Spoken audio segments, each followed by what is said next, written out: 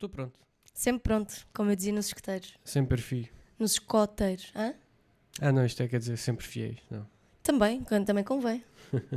Bom, olá, bem-vindos a mais um episódio de #Casal Moderno. Iha! Ainda estamos aqui com problemas técnicos. É agora. Já resolveste? Diz-me tu, achas que sim? Sim, está aceitável. Boa. Bom, passou mais uma semana, mais uma delas, sem ausência de polémicas. Isto agora é sempre.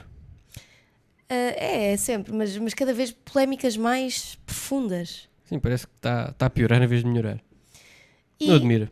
e para falarmos destas polémicas, vamos já começar com a nossa rúbrica Alerta #CM. Bom, na rúbrica de hoje de Alerta #CM, como nós começámos por dizer, houve muitas polémicas. E desta vez não foi o Bloco de Esquerda. Foi uma semana carregada. Nenhuma? Sim, deve ter havido qualquer coisa, mas aquelas mais relevantes da semana tiveram como protagonista outro partido. E que partido é esse? O Chega. Basta. Basta. Basta não, isso é a coligação. A antiga coligação. É verdade.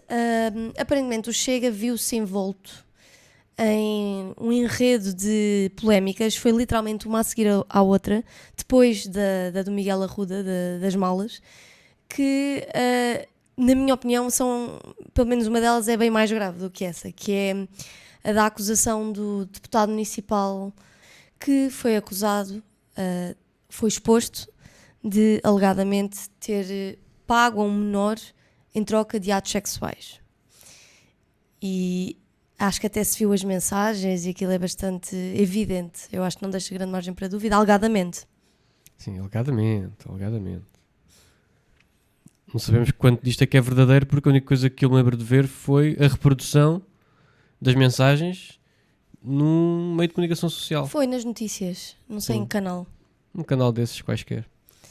E porquê é que nós achamos que isto é importante falar? Porque como nós dissemos a semana passada, é muito complicado numa grande organização conseguir-se ter toda a gente isenta de problemas com a justiça. Eu acho que isso é impossível. Agora, claro que há crimes e crimes. Ao lado das malas roubadas no aeroporto, que até deu um bocado de piada, foi tomado como uma... Lá está, como uma piada, até algo... Sim, não parecia algo sério. Não sério, exatamente, porque Parece a gozar. é tão peculiar que parecia a gozar. Depois deparamos-nos com crimes deste género, que isto sim são crimes de gravidade imensa, e acho que ele próprio, deputado, já renunciou ao seu mandato na Assembleia Municipal de Lisboa, que era o mínimo, e acho que isso também evidencia um bocado da culpa que ele sabe que tem, possivelmente. Este deputado municipal, Nuno Pardal, assim é que é o nome dele, ele tem 51 anos e, alegadamente, pagou a um miúdo de 15 anos para, enfim, eu acho que sem ser muito gráfico isto nunca vai ser uma notícia que caia bem a ninguém. Eu acho que não devia cair bem a ninguém, mas sabemos que há pessoas que são capazes de tudo. Infelizmente, não é? Pois. E ainda houve aquele que foi apanhado com mais de 2 gramas por... Sim, e essa é a segunda... Exatamente. Como é que é? Gramas por litro de álcool no sangue? 2,25. 2,25.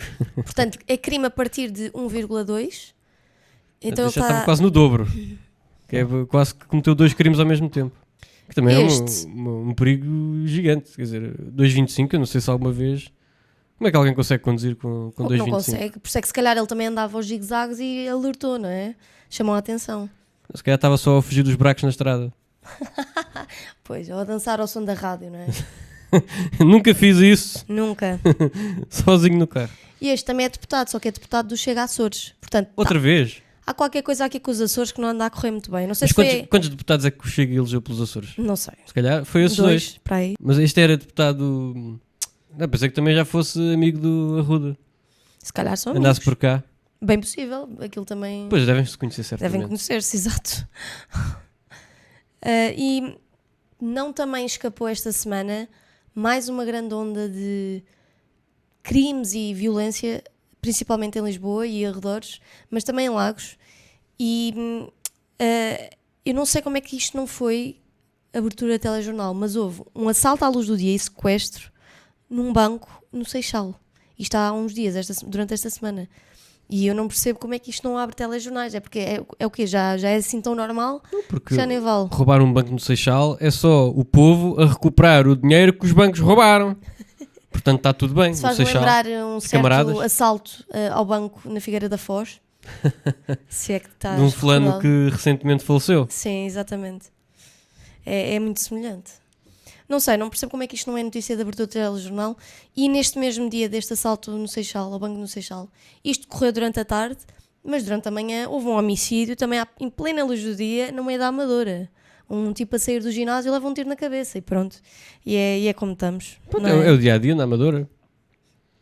Mas consta que o fulano que foi morto na Amadora também estava envolvido com coisas um bocado estranhas. O que não valida, claro. Mas Eu até posso saber isso, até se pode saber isso e compreender. Agora, nós não podemos aceitar nem normalizar este tipo de crimes, claro que não. principalmente à luz do dia, porque Ou à falta de luz da noite, seja em que altura for. seja em que altura for, obviamente, mas o que eu quero dizer é, crimes à noite é normal e já se conhece que existe um padrão. À noite, como é mais difícil de ver, é mais sombrio, a ocorrência de crimes é mais normal que aconteça. Quem os Agora, comete está escondido na penumbra da noite. exatamente. E agora, quando eu refiro não se deve normalizar em plena luz do dia, é no sentido de, se isto infelizmente já é mais ou menos normal durante a noite, então se é mais ou menos normal durante o dia e passa a ser normalizado, então onde é que paramos? No estado de El Salvador, antes do Bukele? Isto só, para mim, revela que os bandidos em Portugal se sentem cada vez mais impunes. Que podem fazer o que quiserem a qualquer hora do dia, independentemente de serem apanhados com câmaras ou não, porque na Amadora há câmaras de vigilância públicas em todo lado. Portanto, se calhar este fulano faz o que acha, mesmo sabendo que vai ser filmado, porque quer lá saber, pode matar alguém em frente a um ginásio que sabe que o mais provável é estar cá fora. Bom, mas uma notícia um bocadinho mais feliz, também relacionada com a polícia, foi a capturação. A captura, Eu estava assim, capturação? o capturamento, Capturamento? o capturismo. Não, a captura dos últimos 2 fugitivos de Val dos Deus. Uhul! Eu fiquei- Uma novela que apaixonou o país durante uns 2 meses ou 3. Já foi há quanto tempo muito é que eles tempo. fugiram? Não sei, desde setembro de 2024. Já foi há mais tempo. É uns 4 meses. Sim, há algum tempo. Mas eu fiquei muito feliz porque eu achava mesmo que eles não iam apanhar os últimos. Aliás, eu achei várias coisas ao longo desta novela. Eu achei que eles iam ser apanhados no dia a seguir, na altura em que a notícia saiu, não foram. Então, a partir do momento em que eu percebi, passou um mês, passou não sei o quê, ninguém é apanhado, eu achei, pronto, já escaparam. Mas depois apanharam o primeiro, em Marrocos. Depois apanharam o segundo. Foi aonde? Em Trás-os-Montes? Eram os dois portugueses. Foram os Foram primeiros a ser apanhados. Que vergonha. Pá, que vergonha. Os nossos bandidos são os primeiros a ser apanhados. E os estrangeiros, depois ainda dizem mal dos estrangeiros que vêm cá ocupar a cidade de Lisboa e do Porto, os turistas. Pá, os portugueses, quando tentam fazer o mesmo trabalho, não conseguem. Mas pronto, Uma coisa tão simples como estar a fugir da polícia, pá, são os primeiros a ser apanhados. Acho que há falta de formação. Eu acho que de simples não deve ter nada, mas sim, é curioso como os portugueses foram os primeiros a ser apanhados.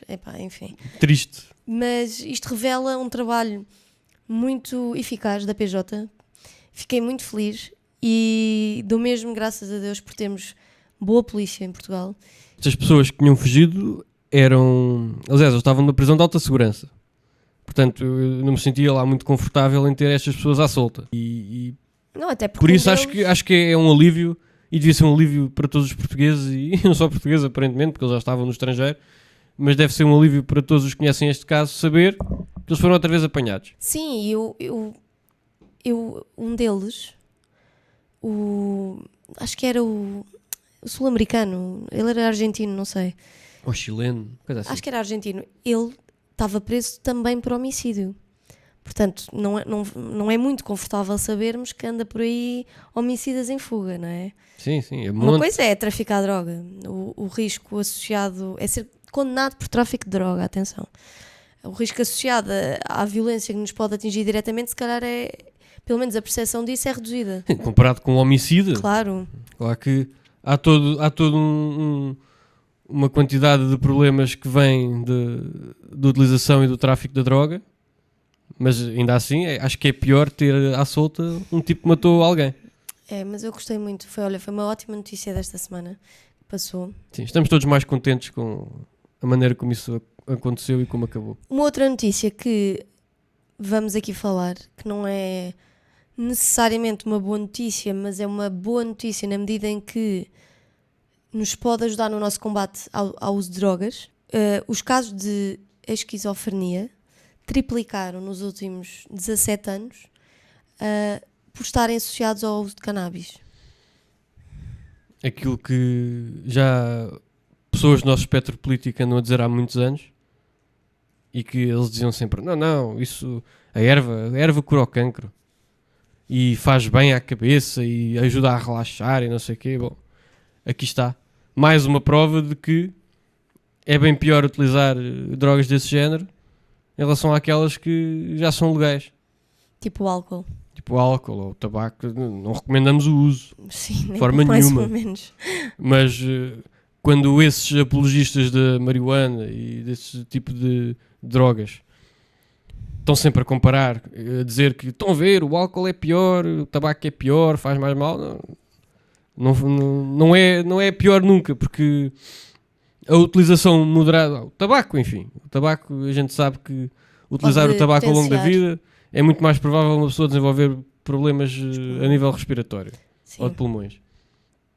O álcool, a utilização moderada, gradual, ao longo da vida, uma pessoa que não abusa do álcool não vai ter problemas de maior. Agora, aparentemente, quem utiliza a marihuana de forma recreativa tem uma probabilidade muito maior de desenvolver problemas de foro psiquiátrico. Nomeadamente, como está comprovado neste estudo, esquizofrenia.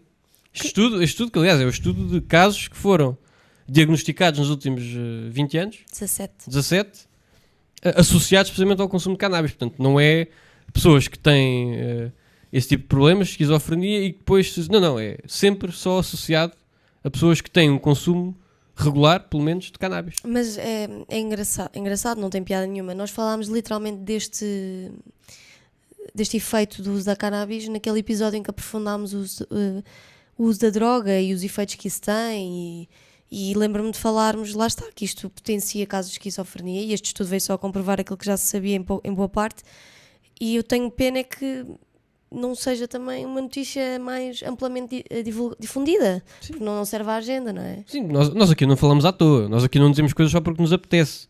Aliás, nós temos o cuidado de sempre que falamos de alguma coisa, deixamos ligações para as fontes de onde fomos tirar a informação. Sim, está sempre nas descrições. Não é, ouvi um tipo dizer, eventualmente podemos aqui dizer coisas em complemento que conhecemos e que ouvimos falar na nossa vida pessoal. Mas tudo o que seja de base, informações de base, nós pomos sempre as nossas fontes e são sempre fontes fidedignas, tanto quanto sabemos.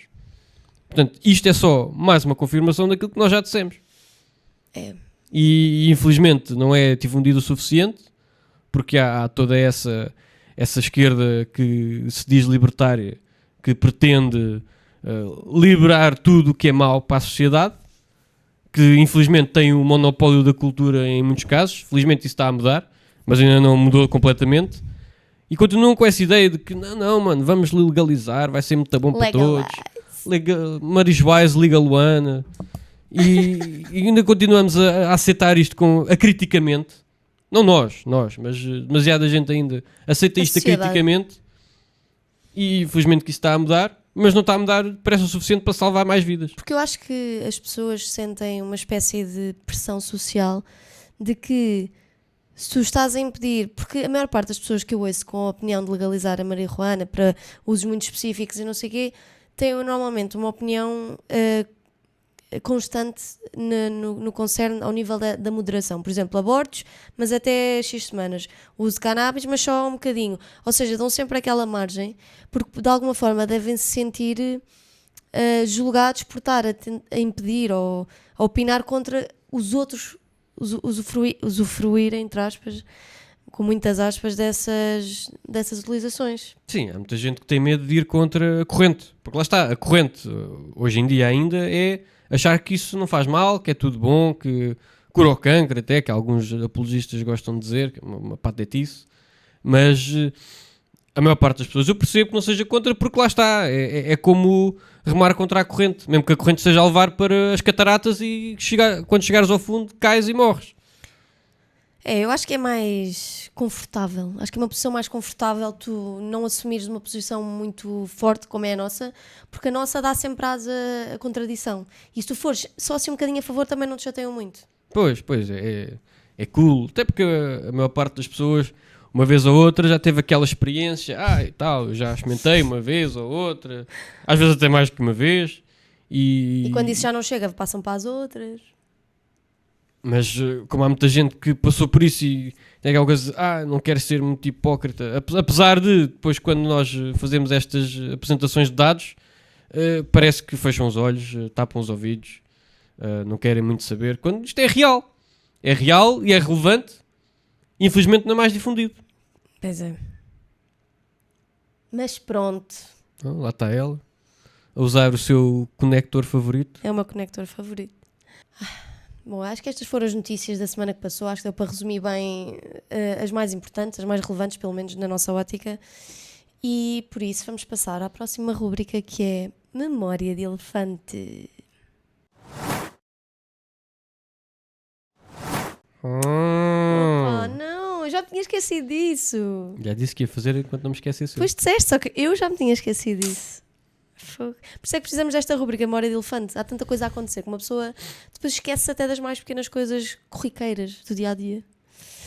E na Memória de Elefante hoje está associada até com esta polémica do Chega, do seu deputado municipal de Lisboa e a alegada pedofilia, que é, eu não me lembrava sinceramente, porque eu era muito pequena e isto foi varrido para debaixo do tapete muito depressa.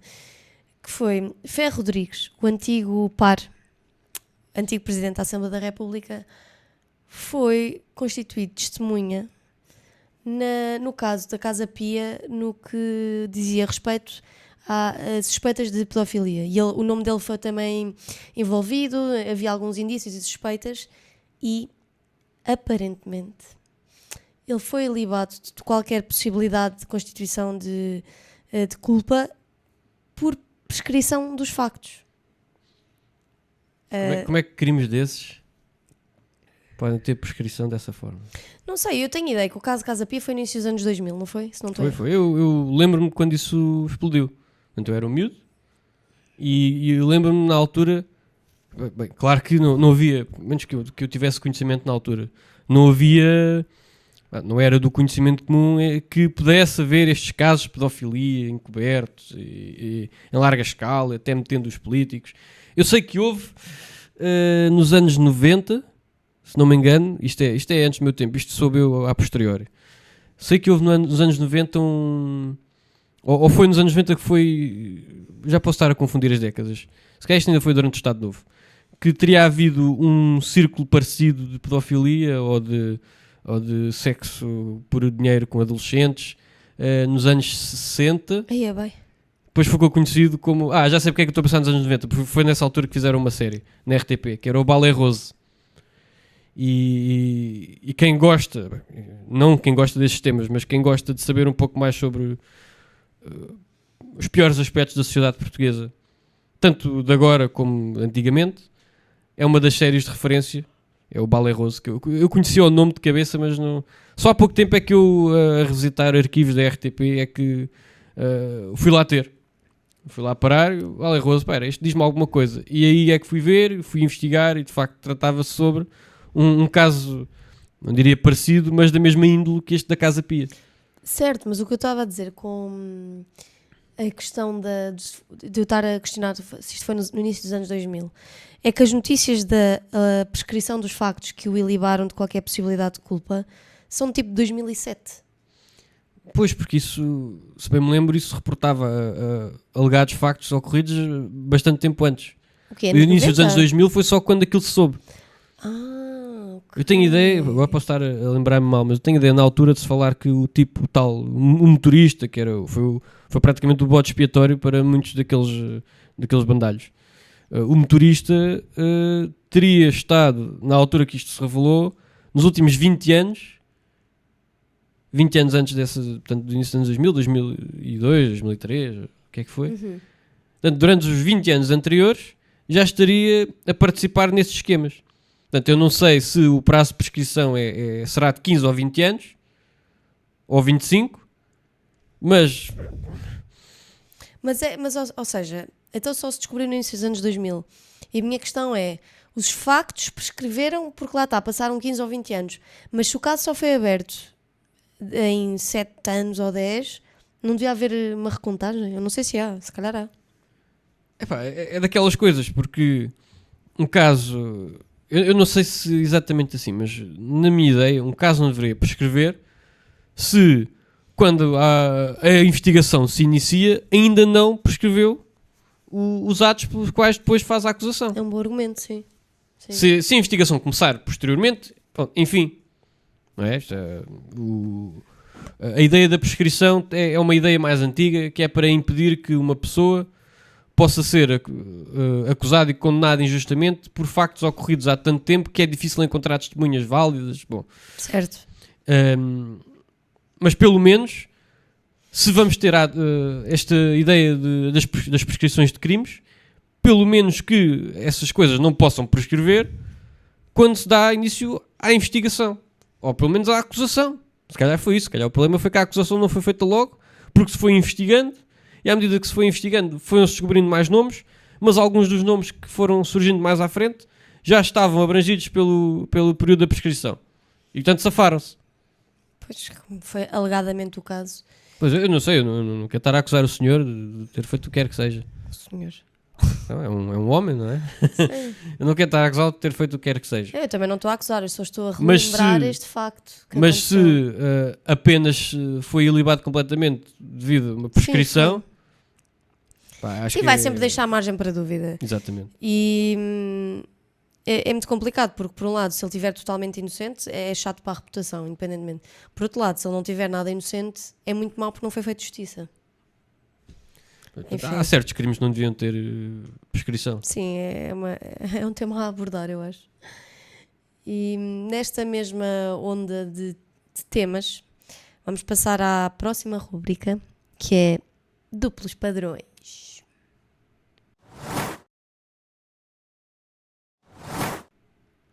Epá, sério. Nós não combinámos dancinhas nenhumas. Eu já fiz isto no último episódio. Eu lembro-me. Essa eu lembro-me. E porquê é que eu estou a dizer que isto na rubrica de duplos padrões duplos, double standards, de hoje, se encaixa? Bom, isto é um tema que me é querido, na medida em que eu sou ávida defensora do que eu já vou agora referir, que tem que ver com o facto dos pais, de haver pais que beijam os filhos na boca. E porque é que, por um lado, isto é aceitável, e por outro, se for outro adulto qualquer, um estranho, ou nem estranho, tipo, até pode ser alguém conhecido, já é considerado pedofilia. Ou porque é que é visto com estranheza. E o que nós fazemos nesta rúbrica de padrões duplos é tentar perceber se são, entre aspas, injustiças ou incoerências justas, que fazem sentido porque as pessoas são diferentes, as situações são diferentes, ou se de facto há um viés ou uma discriminação. E nesta questão dos pais beijarem os filhos na boca, eu sou avidamente contra. Eu acho que é eu acho perverso até. E podem dizer, mas é amor de pai e filho. Há muitas formas de mostrar amor. E se quiserem ir por aí, então dá-se um dedo e chega-se ao braço todo. E importa relembrar, e estamos a propósito do tema do episódio de hoje, importa relembrar que a maior parte das violações ocorre em contexto familiar, ou de amigos próximos, ou da família, ou de tios, ou enfim, pessoas muito próximas das crianças. E o facto de haver pais que beijam os filhos na boca, homens também, não só as mães, as crianças depois não vão se calhar saber distinguir com tanta facilidade onde é que é a linha que separa aquilo que é o amor de pai e um amor abusivo. E eu acho que em prol da defesa das crianças, isto devia ser algo condenado, nem que fosse moralmente. Nem que fosse moralmente. Não há necessidade nenhuma. Há muitas formas de mostrar amor, como eu já disse. Não há vantagem absolutamente nenhuma em beijar os filhos na boca. Pelo menos para mim não há vantagem aparente nenhuma. Sim, eu concordo. Não sei porque é que... Não sei porque é que... Lá está, eu acho que entra naquilo de que há pessoas que gostam dos filhos, é normal. Sim, convém. O normal é os pais gostarem dos filhos. E gostam tanto dos filhos que sentem uma proximidade tal que acham que os devem beijar na boca. Ai, isso é estranho, é estranho. Para muita gente não é, mas lá está, por todas as razões que a Sofia disse. Eu acho que isso devia ser desencorajado, no mínimo. Muito desencorajado, sim. Lá está, porque isso pode perfeitamente confundir uma criança para ela não conseguir distinguir depois entre o que é um abuso e o que é normal. E nem não é, ou seja, isso é tudo verdade. Mas o que mais me chateia neste tema é a necessidade que esses pais sentem de interferir naquilo que é a intimidade daquela criança. As crianças não têm de estar expostas a esse tipo de coisas. Não têm de levar com a boca de um adulto que andou sabe-se lá onde. É absolutamente perverso. Eu nunca vou ser... não, isso é educação de cada um. Há educações e educações, calma. Uma coisa é tratar os pais por você, outra coisa é tratar os pais por tu. Outra coisa é interferir diretamente na intimidade deles, parece-me. Sim, eu acho que isso não... É sempre estranho quando vemos alguém na rua. É nojento. Eu vou mesmo dizer aqui, é nojento. Não façam isso. Isso mesmo, não façam isso. Não façam isso porque isso não é a forma correta de mostrarem o amor pelos vossos filhos. Não é, há tantas formas. E não é preciso dizer que gostamos deles com as palavras. Até te digo mais, eu acho que o amor se vê muito mais nas ações do dia-a-dia. Em coisas grandes e pequenas. Não é preciso constantemente estares a dizer que gostas da pessoa. Senão até parece que estás a forçar. Digo eu, mas não sei. É a minha opinião. Há quem possa concordar, há quem não possa. Mas que devia ser mais do que uma opinião. Devia ser mesmo algo socialmente inaceitável. É esta questão de beijar os filhos na boca independentemente. Porque o que está aqui em causa é as crianças. E é o seu interesse superior em não serem confundidas, abusadas, vilipendiadas, o que quiserem chamar. Eu não sou mesmo apologista disso. Concordo completamente. Sim, vai sempre haver gente que vai se virar para nós e dizer: então, mas agora não posso demonstrar o meu amor pelos meus filhos da forma que achar mais correta, então afinal não são meus filhos. Mas e lá está, até isso é discutível. Ou seja... Eu também acho que é discutível, porque nós temos filhos não quer dizer que os filhos nos pertençam. Exatamente, olha, os filhos são pessoas. São pessoas, exatamente. E a postura que nós devemos ter em relação aos nossos filhos é que nós estamos a guiá-los enquanto eles não se sabem guiar eles próprios. Mas não somos donos deles. Nunca vamos ser. E eu sei que há muita gente que pensa dessa forma, mas não devia, mesmo pelo bem dos filhos. Se pensa que está a fazer o melhor pelos filhos, não deve pensar que é dono deles, mas sim que é simplesmente numa fase da vida em que as crianças não têm capacidade de crianças e até antes, até antes de serem adultos. Até aos 18 anos, isso é mais... É até uma pessoa ser madura. Acho que muita gente aos 18 anos ainda não é madura. Eu concordo, mas isso, por acaso, é outro tema que eu acho que vamos ter de trazer aqui, é a questão da maioridade, porque eu pessoalmente é horrível. E vamos, ponto final, pessoalmente, vírgula, eu acho que a maioridade devia ser aos 21, mas isso podemos depois aprofundar noutra altura. Sim, isso é legítimo ter essa ideia, porque de facto nós conhecemos imensa gente, quando nós tínhamos 18 anos, que nunca achámos que aquela pessoa era madura o suficiente para decidir sobre muitos aspectos da sua vida. Exatamente. E por isso é que eu digo, o trabalho dos pais, e deve ser a mentalidade dos pais, novamente aqui a mudar as mentalidades, que é uma noção que eu odeio, mas que pelo menos individualmente tenhamos a noção de que o melhor para os nossos filhos não é eles serem nossa propriedade. É sim nós darmos as ferramentas, darmos a orientação e as capacidades tanto quanto podemos para que os nossos filhos se tornem adultos capazes, independentes, pessoas boas, já agora, e que orgulhem os pais. Mas pronto, esta questão de nós trazermos este tema da dupla padronização, tipo, porque é que de um lado, se for um adulto qualquer, achamos mal, mas se for os pais já não há tanta condenação moral pela sociedade. Eu acho que é igualmente condenável, como aqui já ficou claro. Eu acho que só há diferença porque é uma coisa que infelizmente é tão comum que, bem, não podemos estar a dizer que os pais são todos pedófilos, exatamente, ou que são todos inconscientes. Pá, é demasiado comum para se dizer uma coisa dessas, mas aquilo que nós sentimos de facto cá dentro é que aquilo não é normal e nem devia ser normal.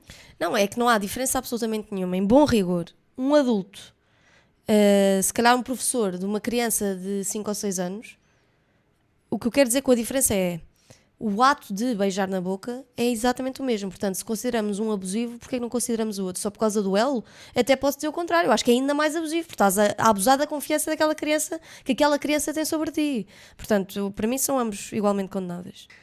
E com isto, pronto, concluímos esta rubrica. Hoje foi um bocadinho aceso. Sentiste, Pedro? Senti, já estou aqui a ruborizar. Não é só o aquecedor, foi um bocadinho aceso. É um tema que, como eu disse, comecei por dizer, é muito querido no mau sentido. Mas pronto, está na hora de passarmos à próxima rubrica, que é Vamos ao Fundo.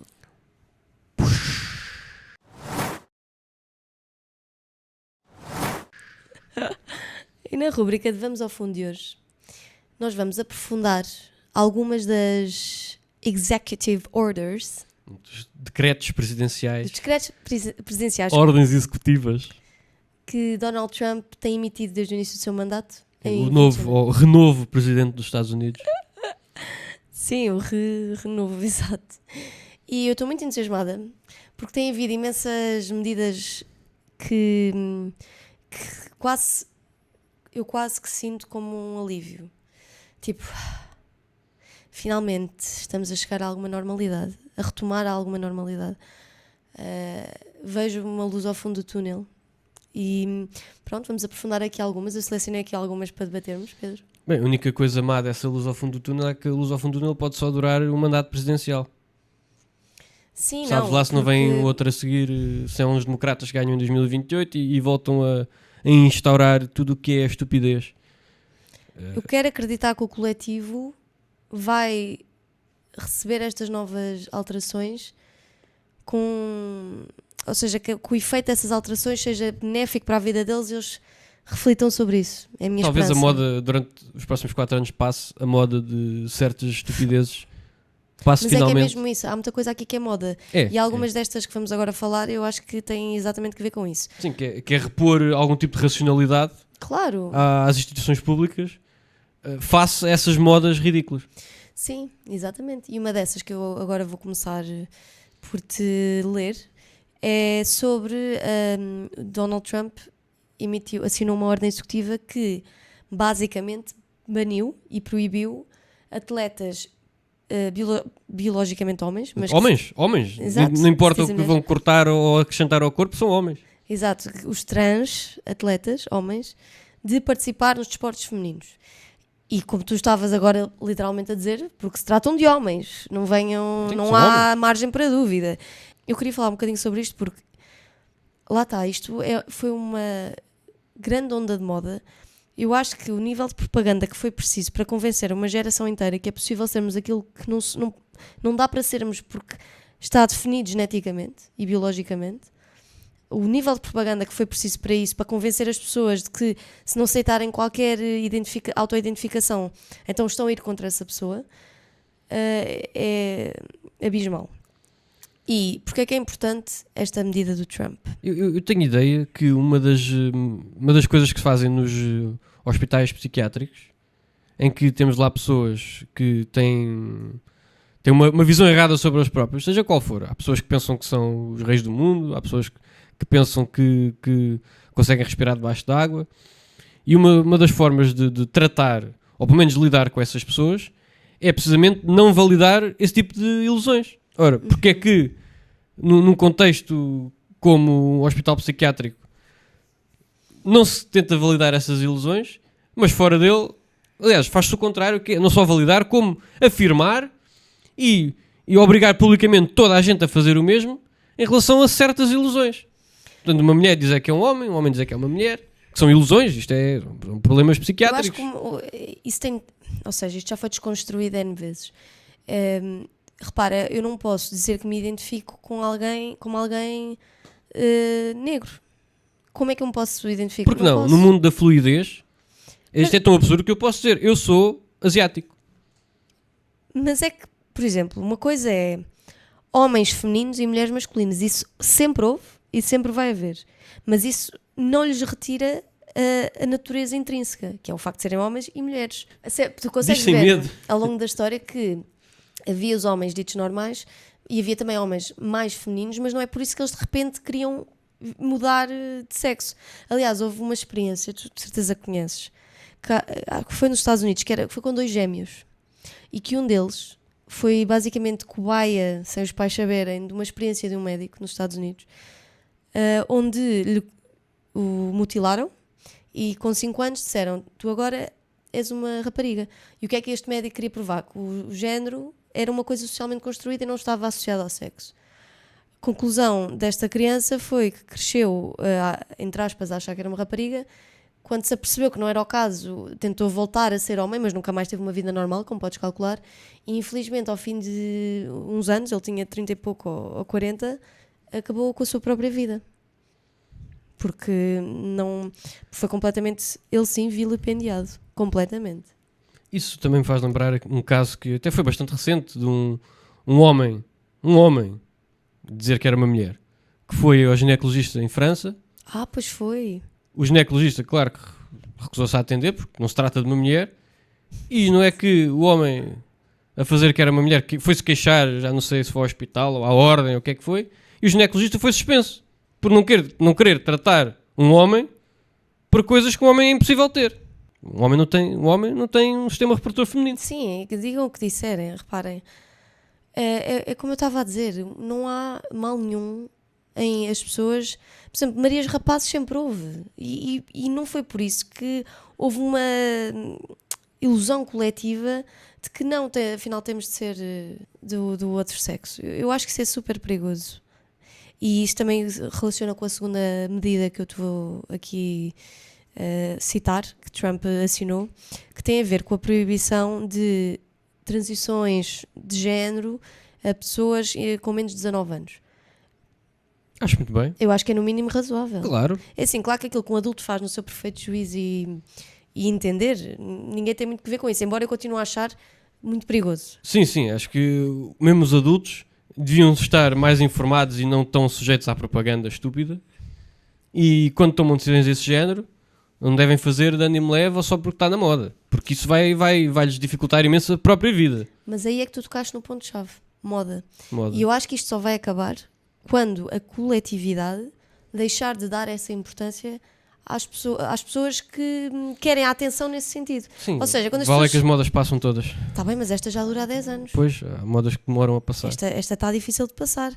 E cada vez se vê mais os chamados detransitioners, que são pessoas que, entre aspas, passaram para outro sexo. Mas depois cresceram, amadureceram e perceberam, isto afinal não era o que eu queria. Eu até te dou um exemplo. Na primária, portanto, isto foi em 2005, 6, 7 no máximo, portanto, muito antes desta altura woke, eu tinha uma colega na escola que ela dizia-me, ela era muito Maria Rapaz, e ela jogava a bola com os rapazes, e ela dizia-me assim, só faltava ir à casa de banho dos rapazes para ser um rapaz.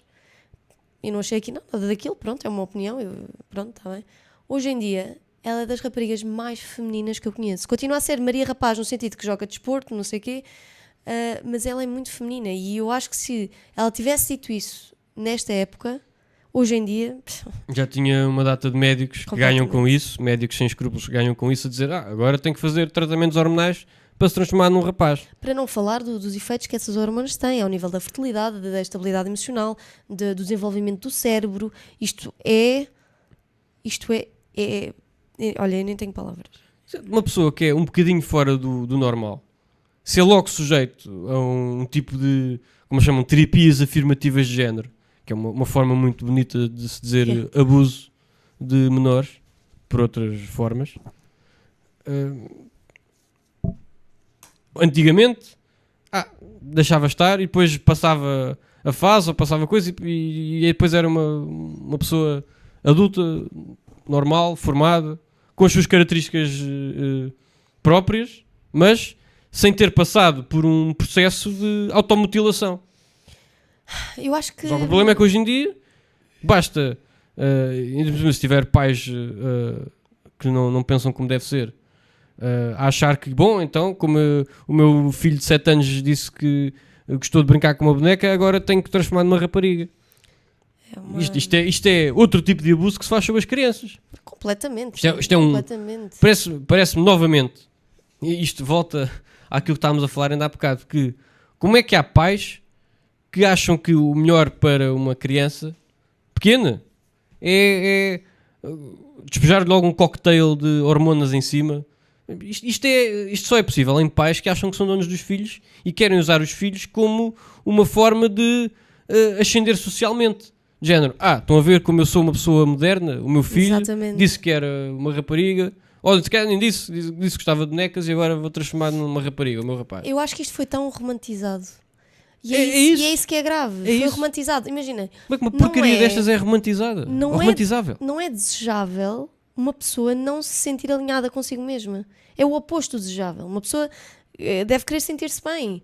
E isto de estarem a romantizar uma dissociação tal, para mim é criminoso.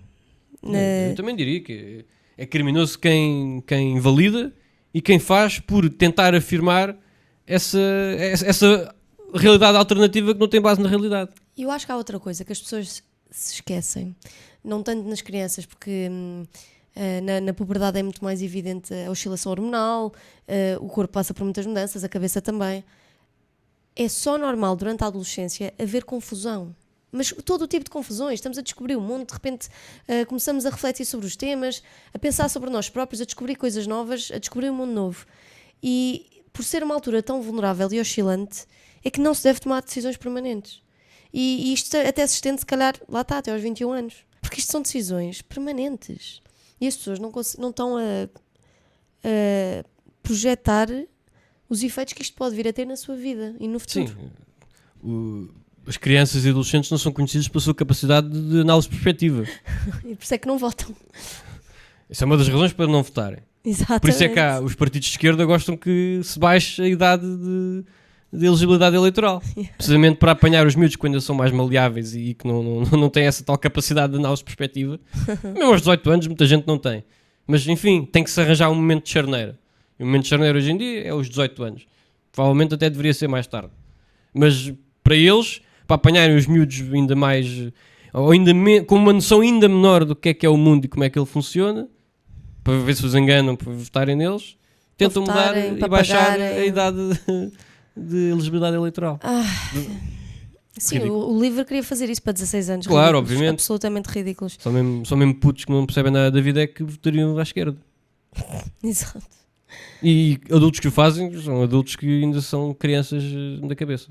Mas eu acho que temos de proteger as crianças e isto é um tema que também me aflige muito, porque é uma geração inteira condenada à propaganda. Bom, ainda só fomos em 2 ordens executivas. Ainda só fomos em 2 ordens. Vou passar para a seguinte, desculpa. Que é o Trump. Estou a traduzir em tempo real, desculpa. Sim, fazes bem. Nada de falar isso em estrangeiro. Congelou as admissões de refugiados no seu país, nos Estados Unidos. E eu percebo perfeitamente. Eu não sei exatamente que refugiados é que ele se refere, de que parte do globo.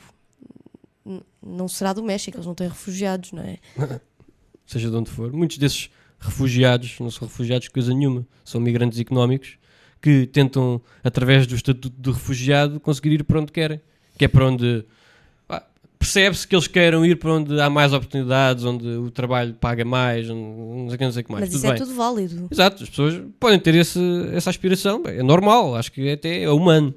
Claro. Agora, as sociedades que os recebem é que também têm de ter a noção daquilo de que aquilo que conseguem assimilar e o que não conseguem. E uma sociedade como os Estados Unidos, que é uma sociedade desenvolvida, tem e deve ter a prerrogativa para decidir quantas pessoas e que tipo de pessoas, com que qualificações, com que historial é que admitem dentro do seu país. Para fazer seja o que for. Porque uma vez entrando no país, está livre para se movimentar de um lado para o outro e fazer o que quiser. Até ser apanhado, se fizer alguma coisa ilegal.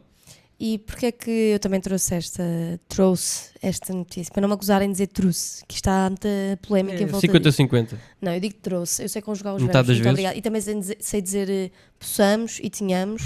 Possamos, tenhamos. Pá, eu perco um bocado a cabeça com Metes isso. o if and mal, tu. Não, eu meto Escreves tenha if and mus. Ai, meu Deus. Imagina, isso é grave. Esta questão dos refugiados,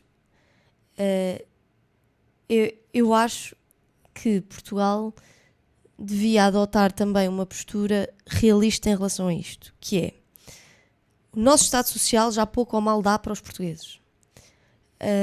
Aceitar, até com obrigatoriedade da União Europeia, sob pena de multa por cada refugiado não acolhido, só porque sim, acho que é mau para quem vem e para quem está, por vários motivos.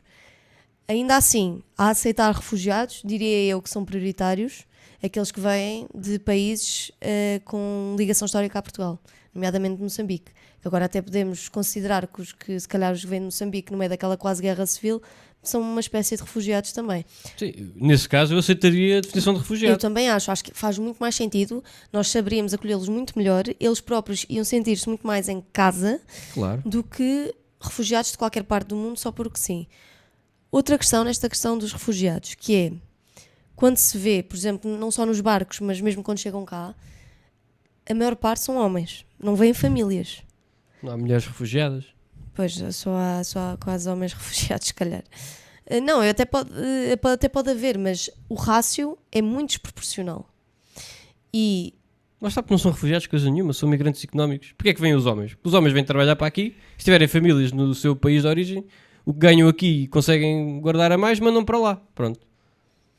Não são refugiados coisa nenhuma, não estão a fugir da guerra, não estão a fugir de genocídio, não estão a fugir de coisa nenhuma. Então, querem é ir trabalhar para onde lhes pagam mais. Está bem, a gente percebe. Não, nós percebemos. Não podemos deixar que tomem vantagem em relação a nós. Não pode ser, até porque... E se aproveitem do nosso espírito de ajuda e de humanitarismo. Era mesmo por aí que eu ia pegar, porque nós, na nossa capacidade limitada, nós não temos capacidade de resposta para tanta gente. E a verdade é que temos de ser, lá está, honestos e ter a certeza de quem é que queremos receber. Como te disse, acho que era muito mais razoável recebermos refugiados dos PALOP ou de qualquer país da CPLP do que outro qualquer. Até porque eles têm países vizinhos que se calhar lhes faz muito mais sentido culturalmente do que o nosso. E aí era benéfico para todos. Ou seja, não havia tanto choque cultural que, gostemos ou não, vai acontecendo diariamente. E se eles fossem para países que lhes fossem mais semelhantes, se calhar não era tão prejudicial para todos. E digo mais, em relação a essas pessoas que dizem que nós precisamos dos imigrantes, venham como refugiados ou não, porque temos necessidades de mão de obra, não sei o quê, eu pergunto, então, e o que fazer dos 300 a 400 mil portugueses desempregados? Servem para quê, afinal? Pois é. Estão lá... há tanta falta de mão de obra e estas pessoas não estão a trabalhar porquê?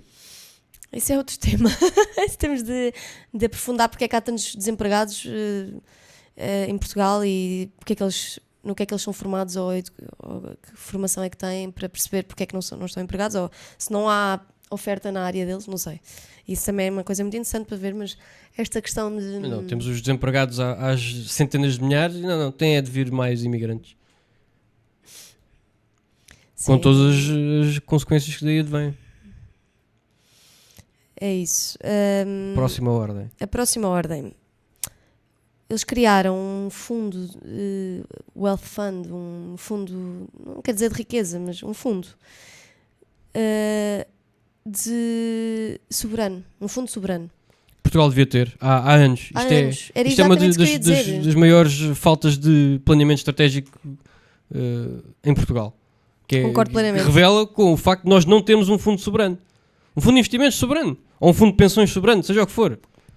Andamos a depender de uma segurança social cada vez mais na falência.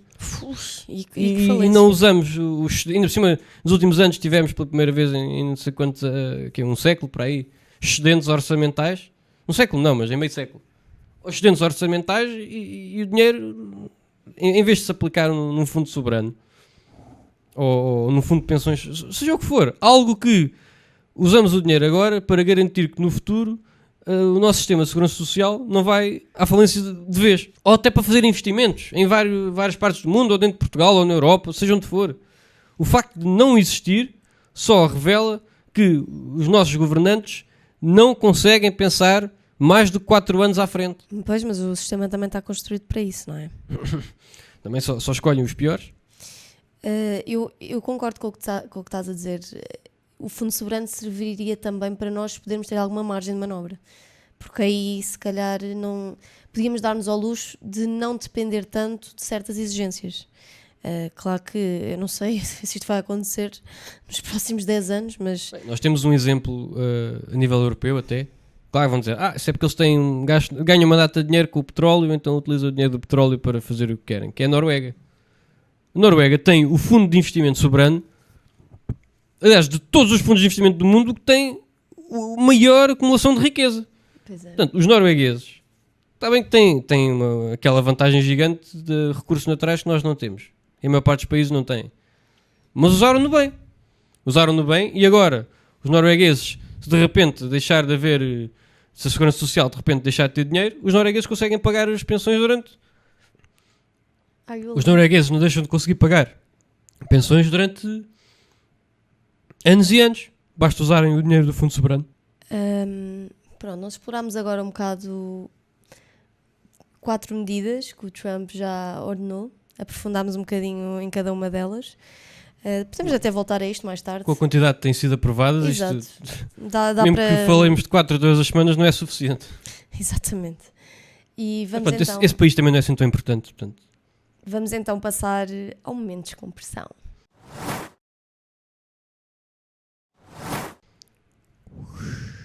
Então isso não é ir ao fundo? Não, isso é assim. Ah. Descompressão é...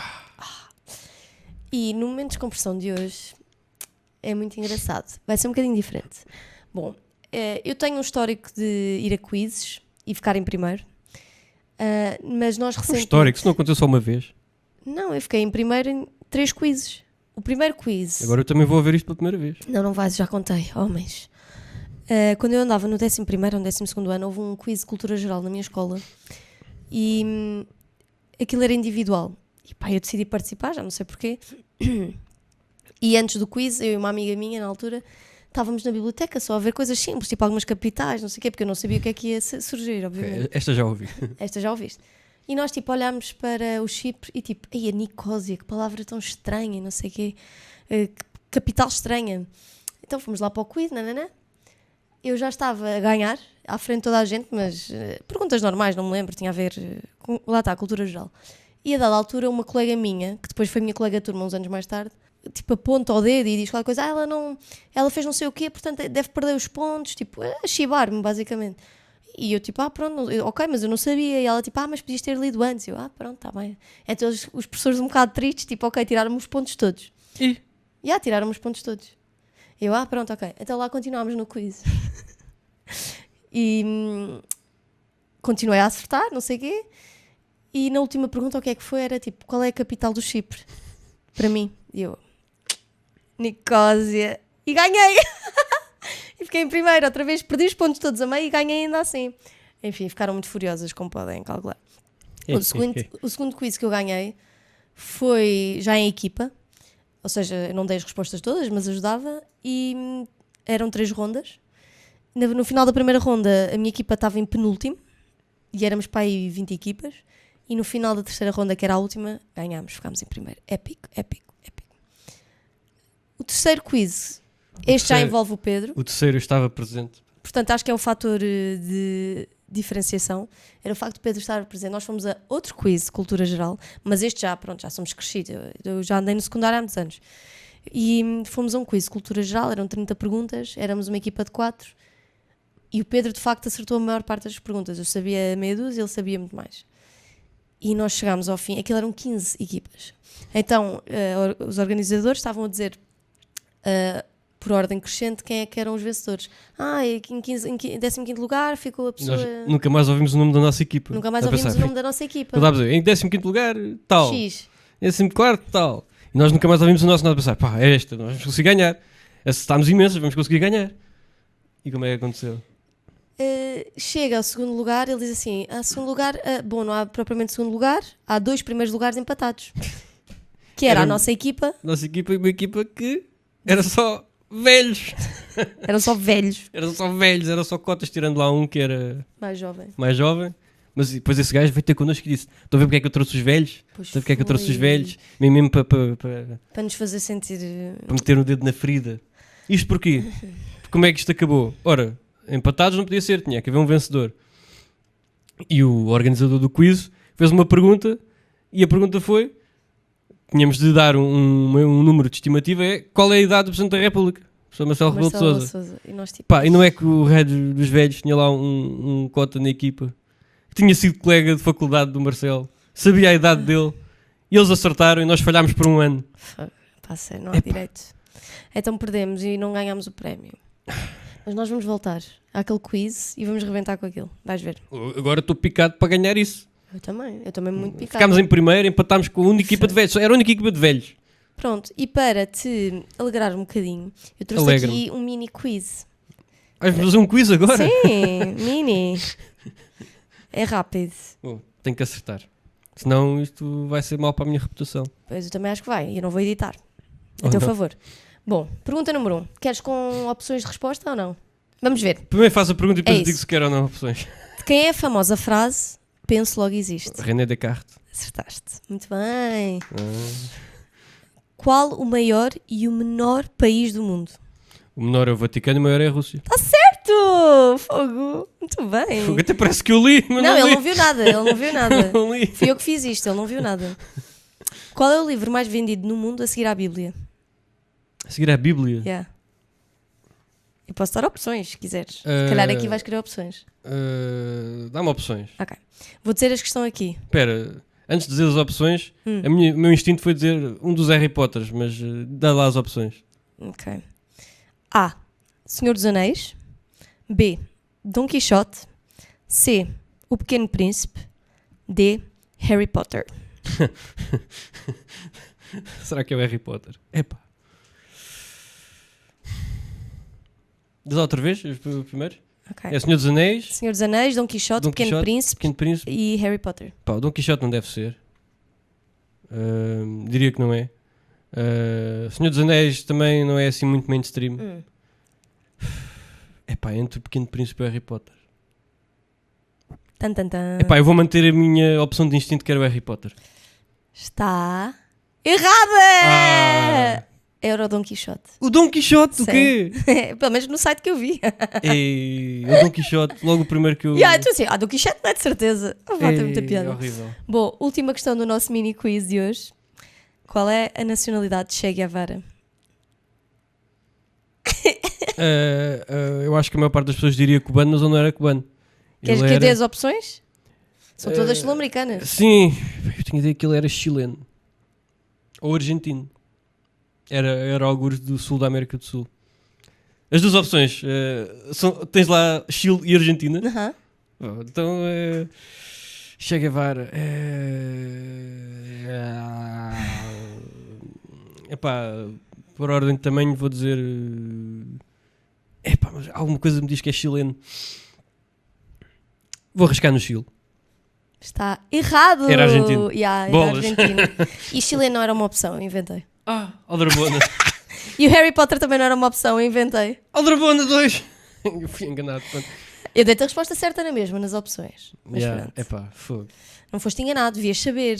Fui- Cultura geral. Fui enganado. Pronto, próximo quiz eu já não ganho nada. Exatamente. Afinal, os velhos ganharam justamente. Eu é que não sei de nada. Bom, e com isto concluímos o nosso episódio de #Casal Moderno, episódio número 6. Nós esperamos que tenham uma boa semana e uma boa segunda-feira. Nós voltamos para a semana, mesmo dia, à mesma hora. Fiquem bem. Tchau! No way.